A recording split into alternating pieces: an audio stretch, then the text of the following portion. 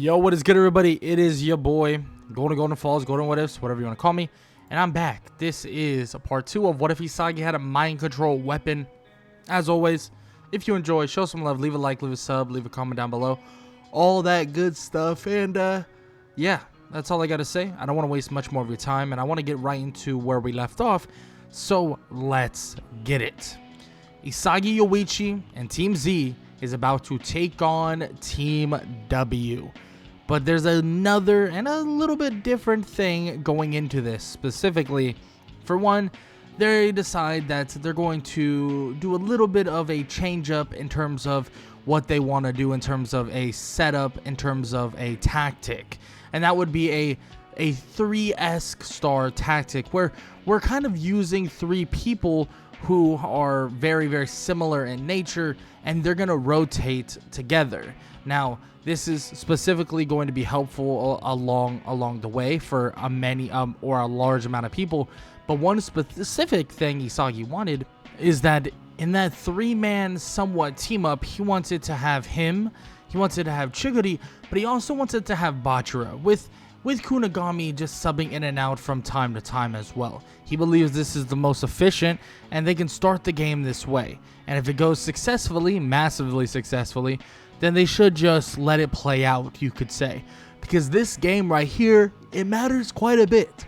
Especially because if he wins this game, that means they don't have to worry about, well, who scores the most goals. As long as they win this game, everybody in their team will go through to the next round.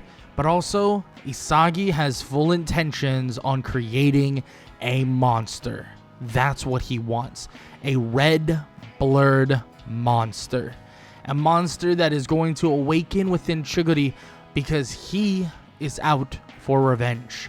Especially when Isagi gets to chatting on the field and he tells Chiguri that right here, this is his chance to show those 2 wide-eyed idiots that he is still at the top of his game, and he still is the most lethal striker they have ever seen. Prove to them exactly why they were scared of him in the first place. And Isagi would start by passing it into Bachira, and as they would be setting up very quickly, the Wanama twins would try to invade their space, trying to play solid and very, very good defense, but no, this wouldn't matter. As one of the Wanama twins would approach Isagi, Isagi would basically look at him and in a matter of seconds would get through him entirely. Easily blitzing through him and just doing a beautiful pass that goes flying towards Chiguri. Chiguri is flying down the sidelines as he gets the ball himself and he scores the quickest goal you could possibly even imagine. Isagi looks at him and shrugs his shoulders, and he would basically tell him that this is easy money. This right here is the true start of what Chiguri can do. And immediately they're back on the defense, but Isagi makes it pretty damn obvious that he's not going to allow any of them to do a single thing. Because when he locks up one of the Wanama twins, he begins to basically mess with their heads so much that when they try to do their kind of 2-on-2 or 2-man game, they actually end up messing up and slamming into each other. Isagi stealing the ball once again, passing it up to a speeding down the sideline Chiguri, and he would be scoring once again.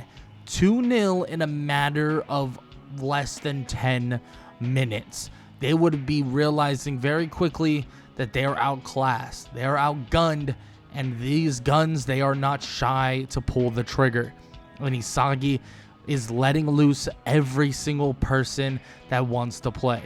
Now, as their 10 minutes are up, they would be up 2-0, but their team overall is still pretty damn solid, even with different formations and even in different kind of settings. And Isagi would be setting up different passes and playing solid defense and so on. You know, Isagi would have a lesser role in this scenario, but he would be able to help out to a large degree where he's playing more defense and setting up goals for other people as well. But it's obvious that Chiguri well, he is bloodlusted, as if he wants more goals, that he wants them so much more now than absolutely ever. And it seems like he is on a completely different high and a completely different motive than they've ever seen before. And it's nothing that he's ever experienced. Every step he takes seems to be even faster. Every move he makes seems to be quicker. And it seems to absolutely blow everybody out of the waters. And before you even know it, they're already absolutely destroying Team W. And it's almost bound to be over. And Jinpachi Ego is currently watching. He's currently watching Isagi, and he wants to know what is up with him. He's not the fastest. He's not the quickest. Yeah, he has one hell of a pass. Yeah, he can kick the ball around. Yeah, he's pretty accurate. But what is up with him? What is it that makes him practically unguardable? What is it that makes everybody, when they step on that field, they follow his lead? Even if he's not, well, actually leading them on the field, they're following him. But they're in the right spots at the right times, all because of him. He's learned the game, especially in Blue Lock, at a totally different level now. He sees the entire field from basically the heavens. He sees it from way up in the sky, and he can look down on the field like a bunch of chess pieces. He sees it all, but it's all within their minds, all within the brains of every single striker that stands on this Blue Lock field. He sees it. He sees everything. Through the eyes of Chiguri down the sideline to the goalie that stands far, far, far behind him, he sees it all. He sees through their eyes, and they see through his. It just in a different way. Isagi is at a totally different space now, as if he can see the field in a brand new way. All because every single person that steps foot on that field is a striker with an ego, and a striker that is crazed for hunting goals. But if you're not good enough, you're not fast enough, and you're not that much of a striker, beware, because you may just get lost in the dust and passed up in a matter of seconds, because there is nothing you can freaking do about it. And Isagi makes this very, very clear to even everyone that as long as they stay on that path and they keep showing what they can do, there's nobody that is going to stop them, especially not Team W. And they destroy Team W with a combined amount of goals of 8. 8 goals. A lot of them coming from Hyomo Chiguri, who put on pedal to the metal the entire game. But here's the thing. Even Chiguri knows that it wasn't necessarily him. It was Isagi. Isagi did something. Made their blood pump in a different way. Made their minds change in a different idea. And now, well, they're ready for whatever it takes. And well, it seems that Ego is watching intensively at what's coming very soon, and that is a matchup with Team Z versus Team, well, Nagi, or Team V. Team V versus Team Z is going to be a spectacle, but it's not a game that truly matters. And unfortunately, Ego is not going to be able to see everything that he wants to see during this time.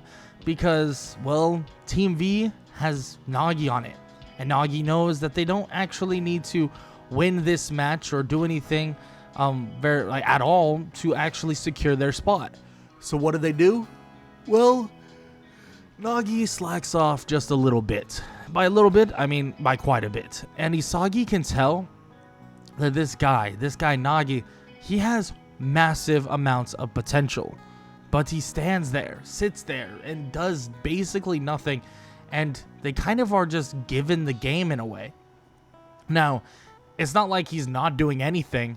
He is, maybe he gets his goal here and there, but he's really not putting on the clinic and pushing himself the way he wants to. That's until about halfway through the game, and Isagi starts calling him out, saying that he must be some lazy genius that sits on his hands and doesn't want to get better at the game he's supposed to love.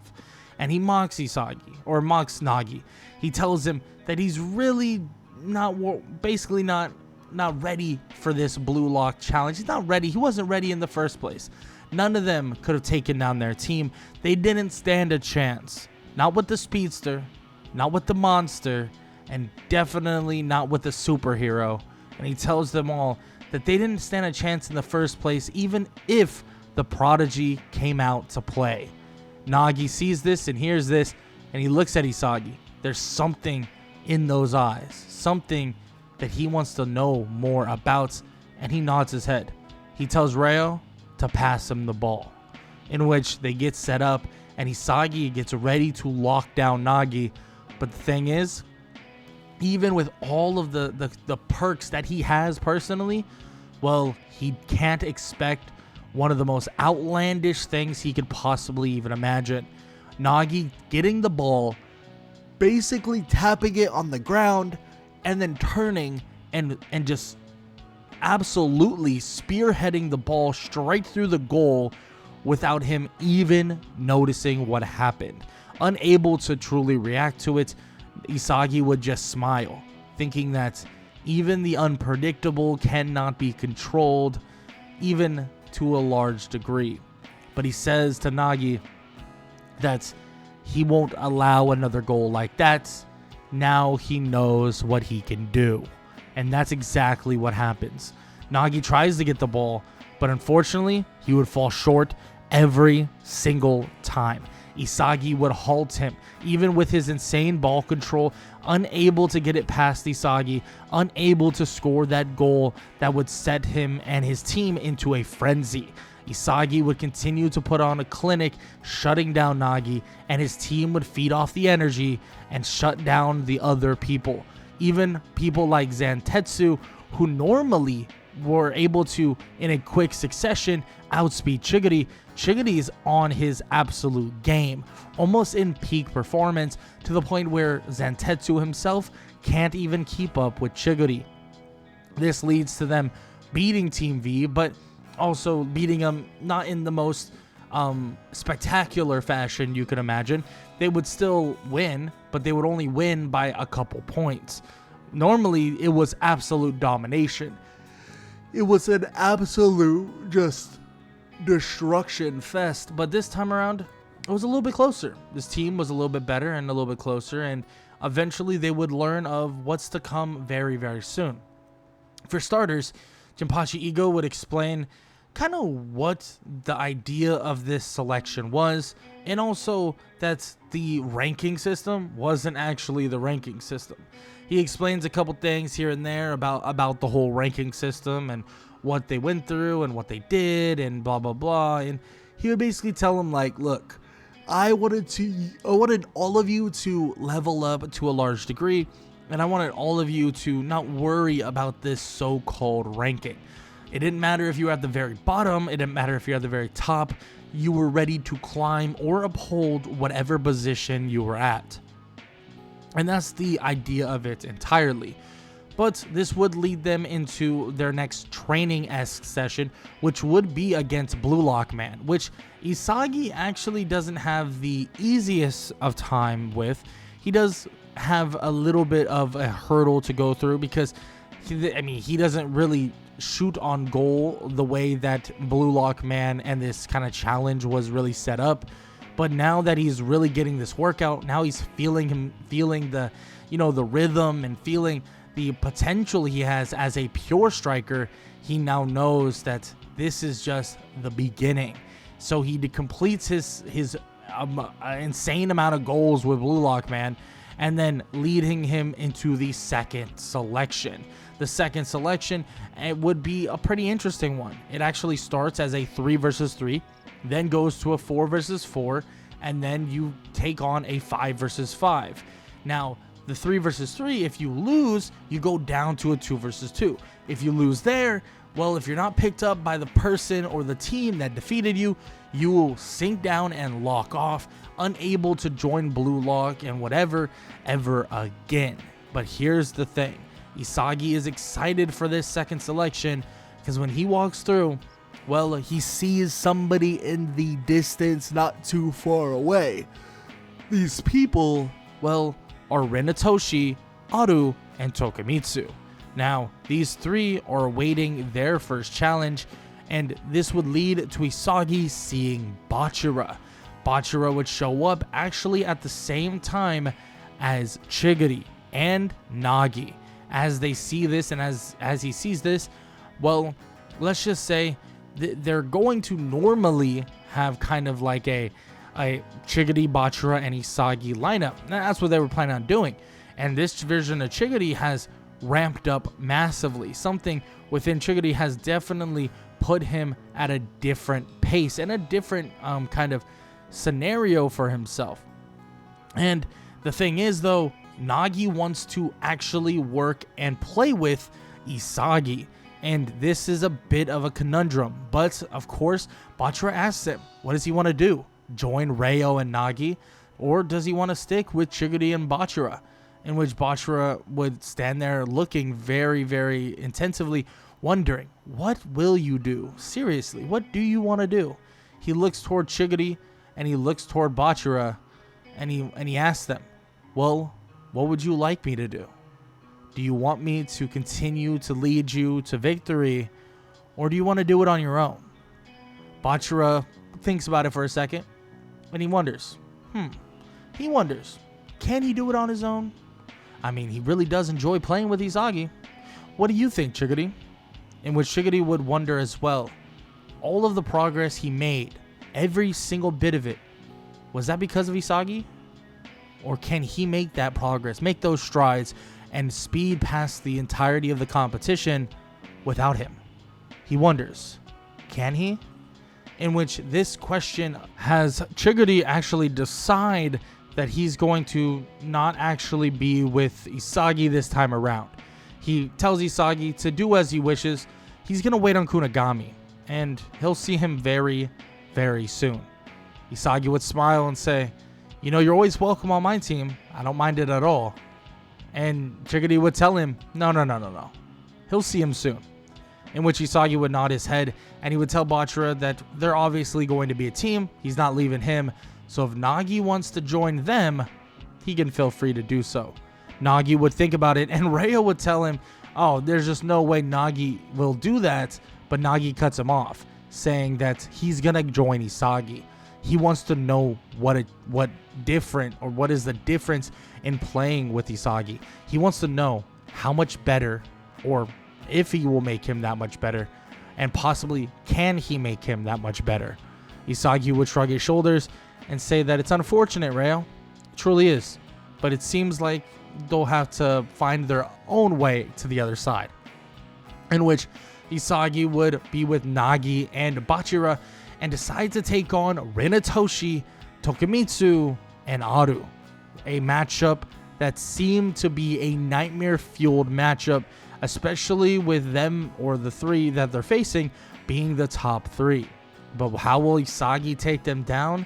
Well, Isagi wants to start with taking down Rinatoshi. That is his goal. So what does he try to do? The first thing, and the very first thing he tries to do in their quest to actually getting 5 goals, is stopping Rin. Initially, it was easy. Very easy. He would actually steal the ball from Rin quicker than you could imagine, setting up Bachira, who Bachira would then set up Nagi for a goal for himself, putting them up 1-0. Rin would realize quickly that this guy means business, and he'll have to actually turn it up a notch. In which, when he does, well, the unpredictable becomes very, very unpredictable. Because Isagi, well, he doesn't know Rin very well yet, and as he sees the motion and the fluidity of his playstyle, he's unable to keep up, even with the control or the mind control weapon. As he gives up a goal to Rin, putting them 1-1 completely squared. This is when Isagi wants to absolutely assert his dominance, getting by Rin by making him bite on basically a feint that Isagi does, faking him out entirely, nutmegging him, and then getting right by him. But quickly, before you know it, someone else is already there to intercept Tokumitsu. As Tokumitsu basically tries to pick up the slack, the ball is passed to Bachira. Bachira would then gather, passing it right back to Isagi. Isagi would blitz on through, setting up Nagi as well, giving Nagi probably the most or the easiest goal, put in his beautiful space, and well, the easiest goal he's really had in his entire career, scoring a goal and putting them up 2-1. Rin realizes very quickly that Isagi, well, he's doing something. He doesn't know what it is, but he's somehow reading him better than he can even read himself. He doesn't know how he's doing it or what is even happening, but as the game would continue on, Rin would continue to fall for it over and over and over again. Isagi is showing Rin that, yes, he may be outclassing him. He may be better than him in terms of power, in terms of strength, in terms of striking. But guess what? Isagi can see the entire field. Through his eyes, through your eyes, through everyone's eyes. He can see everything. Every single thing. But not only just that, he can see everything and make them do whatever he wants. Isagi forcing Rin into situations that he never wanted, making Aru play a lot kind of sloppier, not jumping for the balls normally he can get, and Tokumitsu not being as aggressive, not having that speed and that's one step quicker than everyone else. He's not having it. He doesn't have it, and he's slowing down massively. And this game, well, it was over before you even know it, putting the team of Rin, Aru, and Tokumitsu down 5-2. And frankly, the choice is easy. The choice between Rin, Tokumitsu, and also Aru is an easy, very easy choice. And the choice is Rin. It would be Rin, Isagi, Bachira, and Nagi as a 4-man team. And they wait for quite a bit. And when I mean quite a bit, I mean, damn, quite a freaking bit. Because they are waiting for a while to have some sort of matchup with some sort of team. And that matchup would eventually ensue. And that matchup would actually be with Chiguri. Yes, Chiguri, someone who wanted to basically avoid matching up with Isagi once again, or working with Isagi once again, would actually be matched up with him. And he would have, well, Chiguri, Baro, Kunigami, and Reo. Reo also looking for an absolute masterclass against Nagi, believing that he can actually defeat him and believing that he can somehow prove to Nagi that he's better than anybody can possibly imagine. But the thing is, that's not what's going to happen here. This 4v4, well, it was destined to collapse. And the funny part is Rin would show everybody how capable he truly is. And, well, the one person he really wanted to show up is Isagi. Because Isagi would get an early goal off, and it would be a pretty damn nice one, manipulating the field to a large degree. And the only main person they would have to worry about heavily is Chiguri. Chiguri is outstanding in this field, but it is a smaller field, so he's slowed down just a little bit. But the other 4 goals that would make up the team of Isagi, Nagi, Rin, and Bachira would be made up by Rin himself. 4 goals straight. Chiguri getting an early goal to actually show off some of his potential, but Rin would make sure that he does it all. And Isagi, he kind of lets it. He allows him to kind of, do his thing, because he doesn't want to intrude on that necessarily. He doesn't want to even, mess with that by any means. So he allows him to. He watches and he spectates almost to a large degree, playing defense for the most part and just, doing his thing here and there. But as he's watching, Rin is showing this immense amount of ego. He doesn't want Isagi to show him up. He doesn't want someone like him to send him down or even put him down and make him look less of in general. And this is all the motive for Rin to step up to another degree, a degree that a lot of people haven't seen just yet. And even Jinpachi Ego hasn't seen this just yet either. And Ego's watching and believes that Isagi just may be the catalyst to awaken some of the better and most absolute pure strikers in Blue Lock, leading to them finishing off and defeating, well, the team of Chiguri and the others. But of course, this pick would be a no-brainer, and Chiguri would be picked out of everybody to join their team.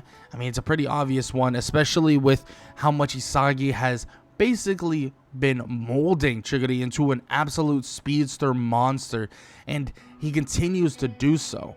But the thing is, a slice of humble pie would be coming very, very soon, when the 5 of them would take on the World 5. From insane footwork, to speedsters, to strength, to so much more, the World 5 is a component of some of the greatest players to ever exist. And the World 5 would show off exactly why they're called just that. But Rin would believe that they can be defeated. He believes that they can actually beat the World 5. Isagi, on the other hand, well, he's all about playing the mind, messing with people's heads, but in all honesty, he even knows that this isn't going to go down the way Rin wants it to go down. Just not the way he believes it's going down. And this would lead to Isagi actually setting up Rin for a beautiful goal. And Rin would even tell him to just watch, basically hold on, and just be carried to the win over the 5 of the greatest players supposedly in the world. Isagi would shake his head and would immediately keen in on one of the World 5 players, Leonardo Luna. And as he keys in on him and actually gets to a little bit messing with his head, it seems like Isagi's able to mildly shut him down. But here's the thing. There's 4 other players at the caliber of him. There's 4 other players that are just as good, but in different aspects of the game. And quickly, Isagi realizes that this game is going to go down very, very fast, and this game will explode and be destroyed in a matter of seconds, in which Isagi would try his best to analyze basically the field and shut down what he can. But even with messing with the minds of the World 5, it doesn't matter, as they would score goal after goal after goal after goal after goal. 5 goals to 1. And Isagi would think, well, it is what it is. Can't really do much about it. And they would go on to basically what the next selection will entail. But the next selection is going to be something they weren't expecting in the first place. The next selection would be something of a tryout that is leading them into a game that they can't believe. A game known as the U20 versus Blue Lock match. Japan is howling, and the star player Saitoshi is putting on a show, or ready to put on a show. But there's one singular thing that Isagi has to do. Well, Jinpachi Ego would pull him into his office and talk to him, basically telling him that this is one of the most important things that they'll ever do. That coming up with a chemical reaction between them all is something that needs to occur. But he understands that that isn't always going to happen the way it's going to happen. He tells him that he understands that a lot of them, well, they won't be perfect in unison. A lot of them, they won't work together the way he believes they should work together. And he knows a lot of them won't fit the bill. But he wants one thing from Isagi. One singular thing. There's a reason why he's not on the top of the leaderboards right now. Reason why he's not in the top 6. Not even close. In which Isagi would look at him weirdly, but Jinpachi Ego would raise his hand and say that it's not for lack of talent. It's not for lack of chemistry or effect on the field. It's because of one thing. He wants a tryout match, a single one with Isagi. One that all he does is try to put a leash and try his best to control Shido. One person. That's it. Ryosei Shido. That's it. In which Isagi would question him, what do you mean? I put a leash on him. I mean, I don't even know who that guy is. I don't even know what he's capable of.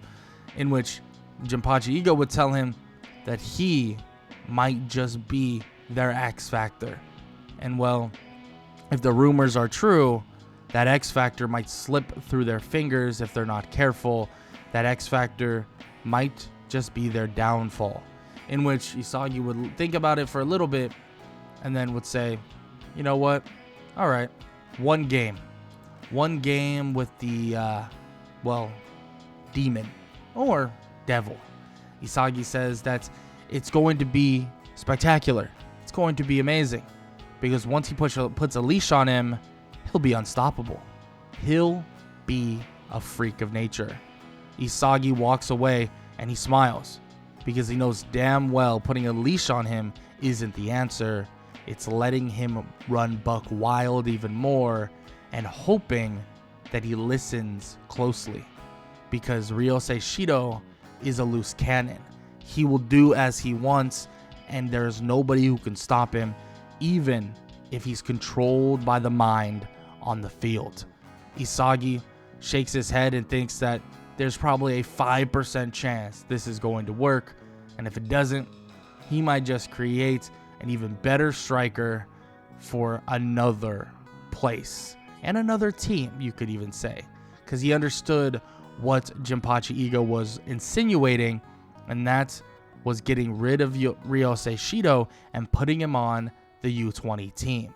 But all of that is going to have to wait for the final part of What If Isagi Had a Mind Control Weapon. If you enjoyed, show some love. Leave a like, leave a sub, leave a comment down below. All that good stuff. Hope you guys enjoyed the video, And yeah, that's all I got to say. Hope you guys enjoyed, and I hope all y'all have an amazing day. Later.